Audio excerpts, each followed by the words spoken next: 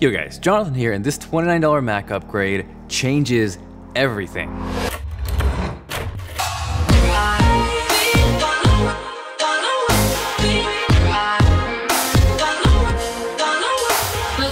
So I cannot explain how excited I am to finally fix this problem. It's been driving me crazy literally for the past 2 weeks. The end result is this beautiful setup behind me, so if you want to see more on that, definitely drop a like down below. But before we jump into said problem, let me rewind and explain how exactly I got here. These are the iLoud Micros. Recently covered them, still don't think you'll find a better pair of speakers for the money, but what got me more excited is the bigger brother to those. The iLoud MTMs just came out, and they are equally as mind-blowing, but on a bigger scale.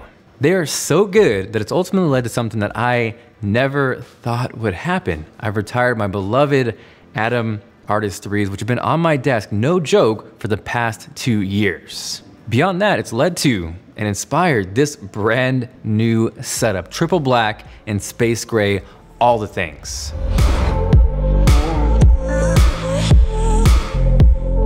Now, with the iLoud MTMs, they're not crazy, high-end, ridiculously priced speakers, but they do take a step into the pro world. They're powered so you don't need an amplifier, but they both require independent XLR inputs. One acts as your left, one acts as your right, giving you that stereo pair. So you do need some sort of interface to get audio from your computer to the speakers. So up until this point, I'd been using the Arrow by Universal Audio. It's an amazing interface, arguably the best you can pick up for the price. It's bus powered, build quality is ridiculous. It has the outputs I needed, and you can use it in conjunction with their plugins, which are mind-blowing. But ultimately for this setup, it didn't make sense for a few different reasons. One, I don't think I'm ever gonna be really recording voice or instruments into this setup. It's primarily geared for video editing. Two, it is bus powered, but it's Thunderbolt, so that kind of kills the dream of a one cable setup. Three, I know it's a little silly, but it just felt a little too crowded on the desk, like it was throwing the feng shui off. It ended up just driving me crazy. The Artifox desk that I'm using right now for this setup has some amazing cable management, so I even tried to run those cables through there, but they were just a little too big.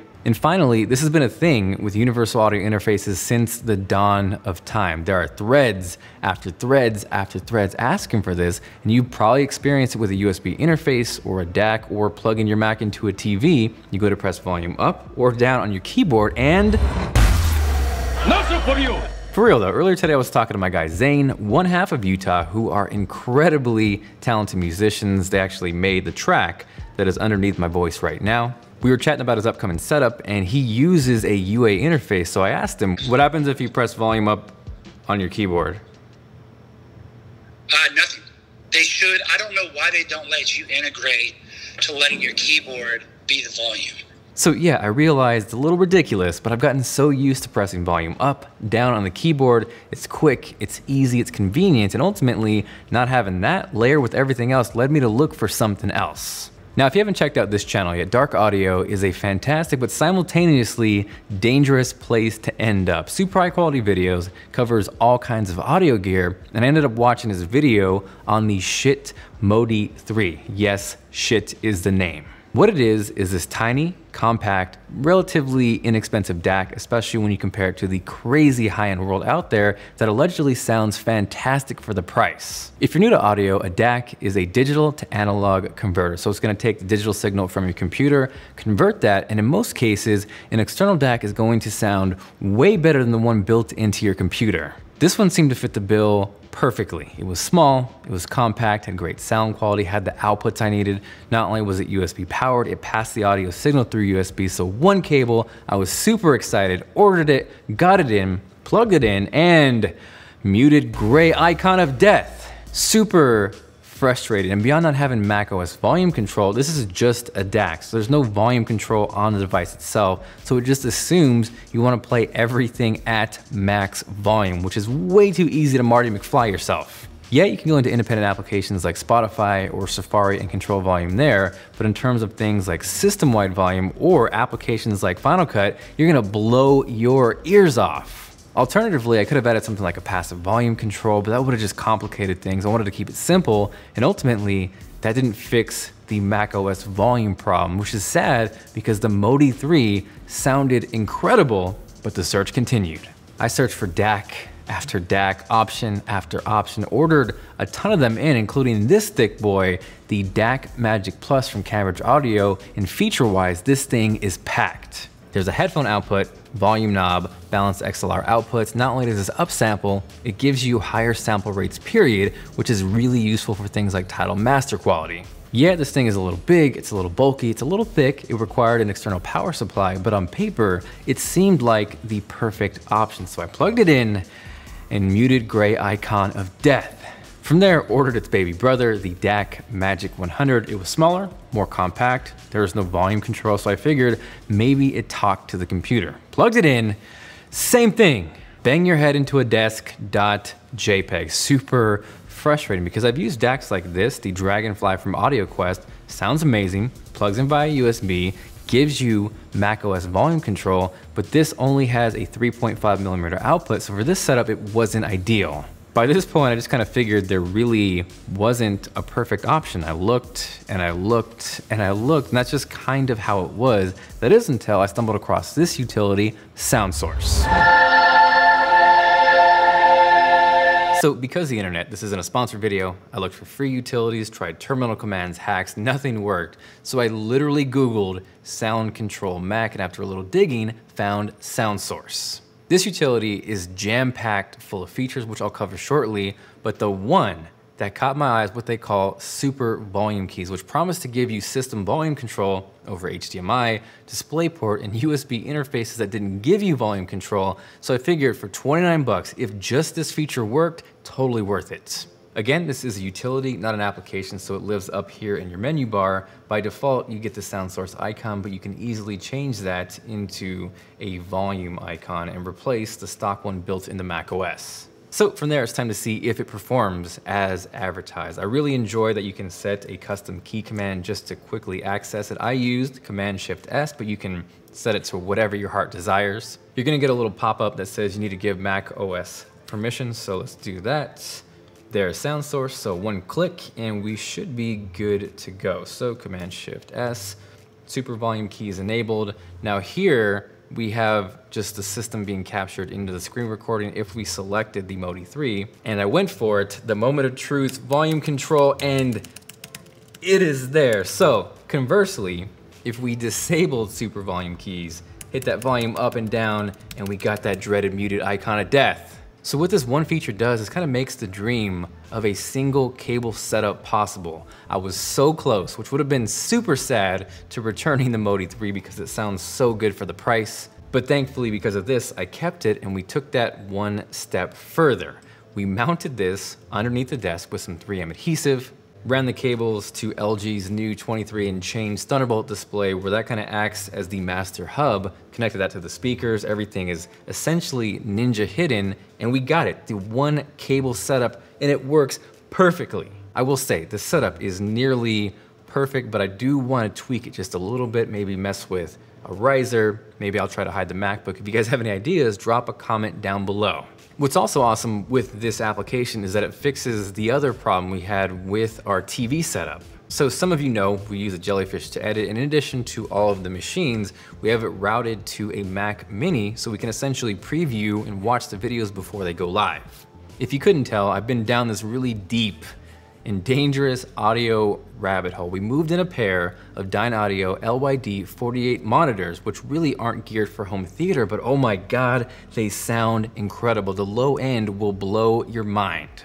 Alongside that rabbit hole came an impulse purchase of the Bluesound Node 2i, which is incredible. It's this really compact AirPlay 2 device that allows us to, one, hook up our Apple TV, but also simultaneously the Mac Mini at the same time and play those through the Dynaudios. The Apple TV setup was perfect, AirPlay worked flawlessly, but the problem we ran into with the Mac Mini, because we were passing audio through HDMI for this setup, we got that blasted muted icon of death, but again, with SoundSource, that fixes all of it.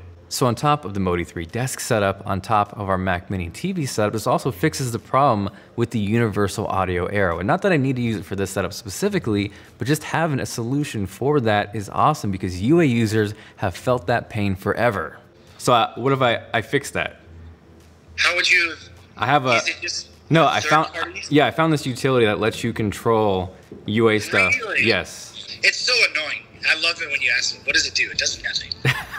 And now Jonathan knows. Dude, that's amazing. Shout out to Zane, also Jared. Make sure you guys check out Utah, which I will link to down below. So again, just with that one feature, totally worth it. Could not be happier, but this thing does so much more. They have dark mode support, which is nice because it lets you know this is a current app. It's not something from 2004. So you have your main output. It's gonna be everything system-wide under one master dial. I like the fact that it works with trackpads. It's super smooth, super satisfying. It is a beautiful animation. Beyond that though, you have so much more control. It's crazy. You have input, which is not limited to just the built-in microphone in your computer. This will work with a USB microphone, so super handy with something like a Blue Snowball. Sound effects though, I think that is the secret MVP feature because it's almost like do not disturb, but for audio. So if you're recording a video, maybe you just need silence. You don't want iMessage going off, you don't want emails going off, just slide that sucker down. What's even cooler with that independent application control, say if you wanted to go into Tidal or Spotify and add an EQ just to the music and not your system, you can do that. So here with Untitled, I'm gonna click the arrow and there's a multitude of EQ options, including one that makes AirPods sound better. This is also a little silly, but it's really satisfying once you enable an EQ, just seeing how smooth that animation flows. Strongest silence, quietest thunder. Flooded island, I go under. Way in the dead of night, you take me by surprise, sinking high, no words to utter. All I say is you. For my shadows fade, every shade of blue. Shapes are rearranging, yeah. Everything is changing.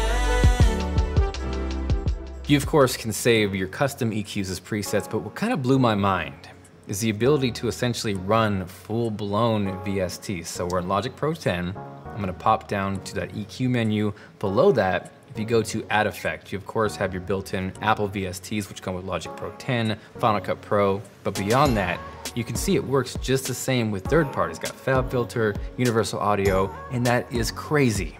Just to give you a quick example of how well and how instantaneous that works, just have a simple little pitch shifter right here. And again, this isn't affecting the application, it's only the output. So if I enable that, bam, we are instantly pitch shifted up, turn it off, back down. That is seriously mind-blowing. So your mind's probably been blown a couple times. Let's blow it one more because this has one more trick up its sleeve. This little Harry Potter magic icon is actually really useful. So if we wanted to enable that, or actually, let me rewind and make it not enabled first. We're gonna go into Safari. We're going to search for something that I know is gonna have some really terrible audio. That might be something like an older Apple Keynote. Let's go for the iPhone 4. That was a classic. In 2007, iPhone reinvented what we think of as a phone. It's hard to remember what it was like before iPhone. Carriers controlled what was on the phone. There were a few apps, but nothing like we think about apps today. So the difference clearly night and day. And this also applies to smaller laptop speakers. That makes a huge difference as well. So I'm super excited just at the ability to even have the possibility of this one cable setup. It's obviously, of course, going to evolve. If you don't want to miss that final complete setup, make sure you guys subscribe, turn on notifications, hopefully enjoy the video. If you missed it, got a giveaway on a really awesome smartwatch, which I'll link to here and down below. Thank you guys for watching. This is Jonathan, and I will catch you guys later.